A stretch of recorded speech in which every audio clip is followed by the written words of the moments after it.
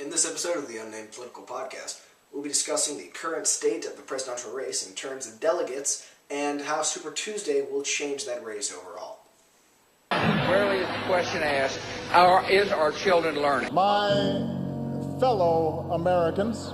Corporations are people, my friend. Our country is in serious trouble. I did not send classified material, and I did not receive any material that was marked or designated classified. But man is not free unless government is limited. Bringing you opinions on historic, current, and international politics. Welcome to the Unnamed Political Podcast.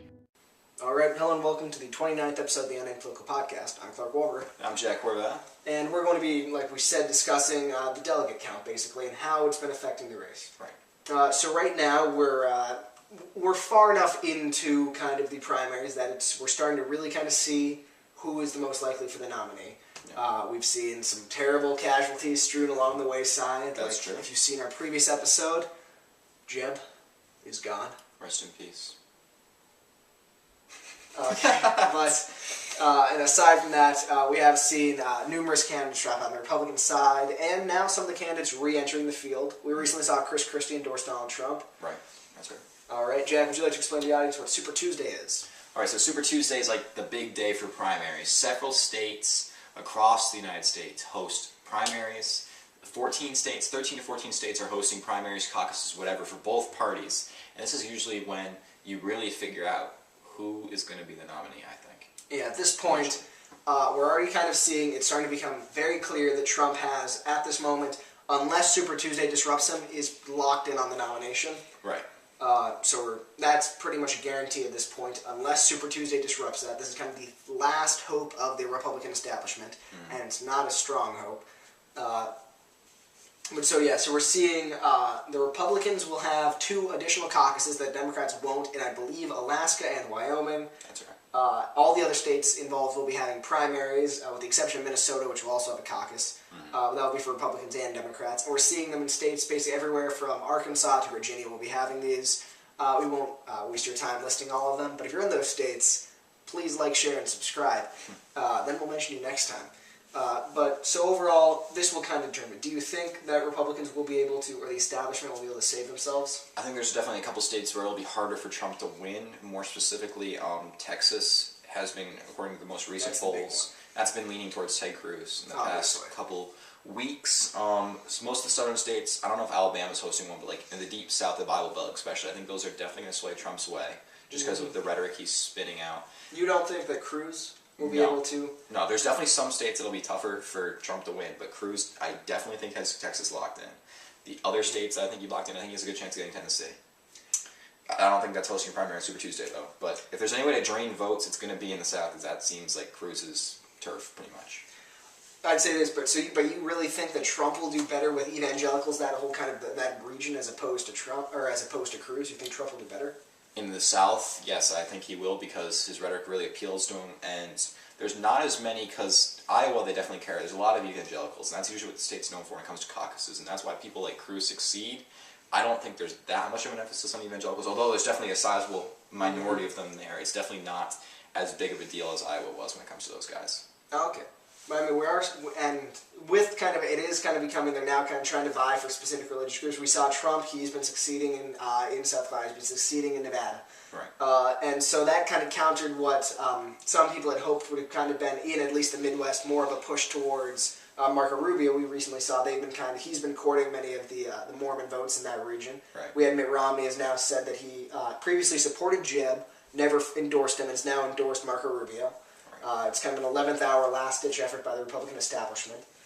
Right, they're really starting to stop Trump, and I think after Super Tuesday, it's going to be between Trump, and maybe 1 or 2 other candidates. I think that we're going to see, unless Kasich can just hang through, Kasich and Carson are done.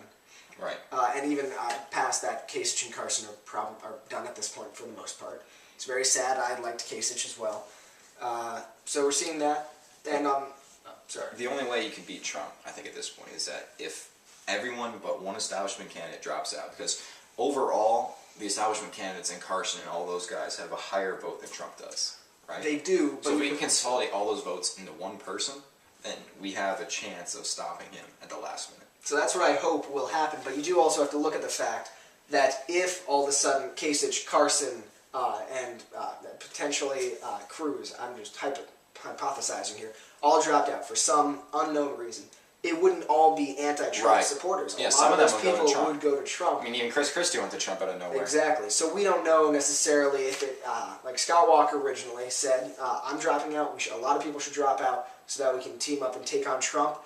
We don't know if we're going to see that, unfortunately. It's almost the only thing we can do, though, at this point. It's a last-ditch effort, and with Trump almost beating us by a landslide, there's almost no choice. Yeah. Speaking of last-ditch efforts, the Bernie Sanders campaign. So we've recently seen the Bernie Sanders campaign has taken pretty major hits, I would say, in terms of delegate count. Right. So right now, Bernie Sanders has, I believe, 70 delegates. That's right. Overall, and guess how many Hillary has? Maybe 100. 503. So she has 503. Yeah, it's with the combination of super delegates. That's right. Pretty much a fail-safe that the Democratic establishment has to guarantee, for the most part, that their person will get the nominee. And I hate that. I hate how they have super delegates because they always come in. The Republican nomination is like a disaster. Come on, you're rigging your election. You're pretty much I a don't think nomination. they're rigging their election. Yeah, of course they are. The Republicans are. No, the Democrats. The Democrats, sorry, yeah. So I will actually argue two things for that. One, I think the Republicans wish they had that system right now. I think they would too. Yeah. But it's a fair nomination. It is fair. But you could also argue that this is exactly what Bernie Sanders wants. When he saw Bernie Sanders was getting so much support, but it's unfair because he was the 1%. He was getting so many of the votes. So they've taken it and they're now redistributing it. Hillary just happens to get some super delegates. It's definitely a good tactic to reveal the flaws in the system. I think that's what he's trying to do as well. So we're saying I think Hillary now at this point has it locked in. Right. Bernie is still going to generate some momentum, but ultimately Hillary has pretty much locked in the nomination. Mm-hmm. And even then, I think even if Bernie started to gain support, they would panic, tell Bernie, "You're done. We're sorry. Hillary is the only one who stands a chance in a general election." Right. Despite what current polls will say. Once the American people kind of get to know Bernie's plan a little bit more, I think that anybody with some semblance of knowledge on how balancing budgets works, right? And we don't even have that much. We have that some semblance, but it won't work. It doesn't work. Yeah, and so I think that ultimately Bernie would be crushed in a general, unless it was against Trump. I think Sanders would definitely win that. That is the only scenario. And if Trump is the nominee, do you think he'll win? I think he has a decent chance of beating Hillary Clinton if she was the presumptive Democratic nominee. I think he has a chance. I don't think it's a good chance. Not a good chance. He's definitely doesn't have as good of a chance as I think Rubio would definitely have a better chance of beating Clinton. I think Rubio is probably the Republicans, if you were looking at it purely from an electability standpoint, not as to who is supporting who. Right. Rubio kind of, I like Kasich, but if I had the person who I would back that I think is the best chance, who I also like, is Rubio. So I think that Rubio is probably the most electable out of anybody in the kind of major players in the field right now. Right. In a general election. But I'm nervous that I think it's going to be Trump. Well, we always keep saying that Kasich would be a good VP. I think it's definitely a viable option. It doesn't really matter whatever Republican candidate. Some people have said Jeb might be a VP nominee. I don't see that. For Marco Rubio, definitely not. That would make sense. Oh, no, definitely not with Rubio. Definitely not with Bush. Definitely not with Trump. Not with Bush, yeah, not with Trump. Bush would never be Yeah, I don't know. HW could come back. That's what I want to see. That'd be an interesting Bush versus Carter. Yes. We should bring them back. They can both run still. It's a good SNL skit. That they should bring those guys back. But so it's starting to get nervous. I think that the Republicans' kind of last hope is either one, that somehow Trump loses everything on Super Tuesday, which will not happen. Most likely not, no. I think it's guaranteed that he will gain support on Super Tuesday. I agree. Or that Hillary gets indicted. Those are kind of the only options that allow for them to win. Because I don't think people really like Hillary, but people hate Trump even more in some scenarios. Right. At least liberals really hate Trump. Yep. I will at least say this. We need to probably start wrapping this up. Okay. And I'm just wondering what your thoughts are on this. All right, unravel your points. I don't think Trump will be the worst president we've had. I partly agree with that. As long as you don't do anything wrong, then you're in pretty good shape. Well, you're in pretty good shape. The only problems I have with Trump is that he doesn't know how to cover all his bases. I mean, he does a good job at deflecting arguments, right? When the audience boos him, he'll say, Oh, it's just the donors and the lobbyists, right? Which is a good, Like, deflection. in the Oval Office, I think he will be A good president. I do not think he'll be a good president, but He I won't don't be a think bad one. I don't think he'll be a terrible person. Because one, I think he has his issues that he cares about a lot. Right. He really cares about building the wall of Mexico, which will never we will happen. not quote him directly, but the former president of Mexico has said Not gonna build this wall. he pretty will not much. build this wall. There was a certain word in between that and wall that we won't repeat on the show. We would get Chairman Mao, but it was just too much effort to hire him for that. You want to hear a good point? A good point that someone brought up is that the borderland with Mexico, right? It's not federal land, so it's not like you can just build one border wall along. You have to get each state along the border to vote in favor of that wall. And California probably won't vote in favor of that wall. Well, I think I would be Most states interested. won't vote in favor of that wall. I would be interested to see because Texas, I think, would be willing to support that. Yes.